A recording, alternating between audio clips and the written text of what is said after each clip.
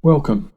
During this video, we will discuss the tasks of identifying the different alternative solution options for your business case.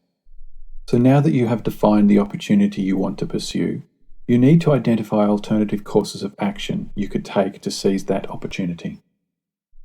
We will discuss the following key tasks: generate a list of options or alternative courses of action, gather input from stakeholders, and narrow your choices down to a few especially promising ones.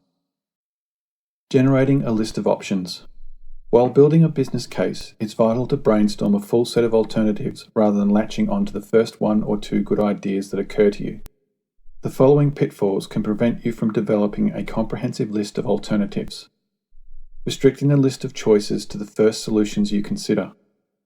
Having a limited mindset, such as believing that consultants should never be used, or that consultants should always be used. Having a strong preference for a particular solution at the outset of the process and therefore failing to explore additional possibilities.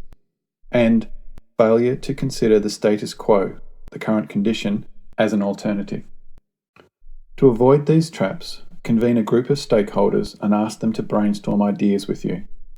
These stakeholders are the people who would be affected by the outcome of your proposal, but they could be inside or outside your organisation. Record the results of the brainstorming on a flip chart or whiteboard without judging them or discussing their potential pros and cons. Your goal is to generate as many feasible alternatives as possible. The next task is to gather input from stakeholders. Since a big part of building a business case is selling your idea, it makes sense to identify and talk with stakeholders early in the process so they feel more involved. They may also provide ideas and information you would not have thought of.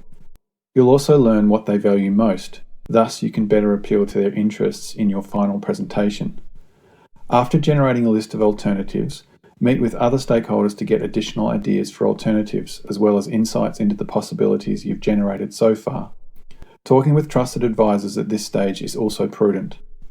There is a famous quote from Lakshmi Mittal that reads, "Always think outside the box and embrace opportunities that appear where they might be." Now that you have some good alternative ideas for the business case to consider, it is time to narrow your choices and decide which ideas should be included in the business case that you are building. You should now start to narrow the list to 2 or 3 alternatives, in addition to the status quo as one alternative that will best address your business objectives and stakeholders' needs. Strategies for narrowing your choices include the following. 1. Combine any alternatives that could reasonably be implemented together. 2. Eliminate elaborate high-risk options. And 3. Favour the easy-to-implement solutions over the complex and difficult. Don't spend too much time agonising over the step of narrowing the alternatives.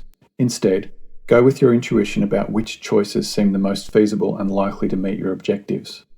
At this stage, you will likely want to depend more on your hunches and professional judgment than a careful analysis of each alternative.